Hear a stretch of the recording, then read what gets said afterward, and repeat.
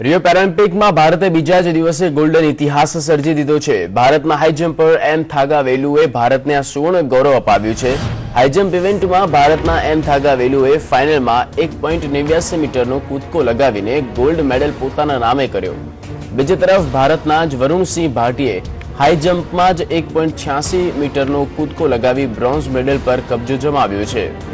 પેરાલિમ્પિક્સમાં આ સાથે જ ભારતના 2 મેડલ થઈ ગયા છે।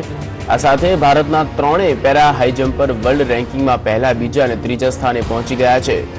બીજા દિવસે જ ભારતના લિફ્ટર ફરમાન અને જ્વેલિન થ્રોઅર સંદીપ પણ થોડા માટે જ મેડલ ચૂકી ગયા હતા। બંને પોતપોતાની ઇવેન્ટમાં ચોથા સ્થાને રહ્યા હતા। ઉલ્લેખનીય છે કે ભારતે રિયો ઓલિમ્પિક્સમાં ગેમ્સમાં 2 મેડલ જીત્યા હતા।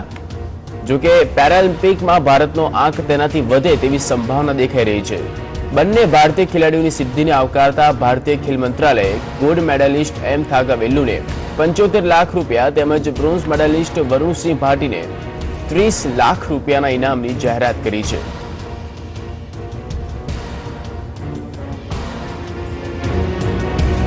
जो दोनों को, एक को गोल्ड एक को ब्रॉन्ज मिला, दोनों को मैं बहुत कंग्रेचुलेट करना चाहती हूँ क्योंकि इन लोगों ने हमारे देश के झंडे को ऊपर उठाया और मेरे हिसाब से इनको भी इतना ही मिलना चाहिए इम्पोर्टेंस जैसे सबको, क्योंकि इन लोगों ने तो बहुत मेहनत किया, गोल्ड लाया, एक ने ब्रॉन्ज लाया। मैं बहुत खुश हूँ, पर हाँ मुझे लगता है आगे इनका भी इम्पोर्टेंस देगा।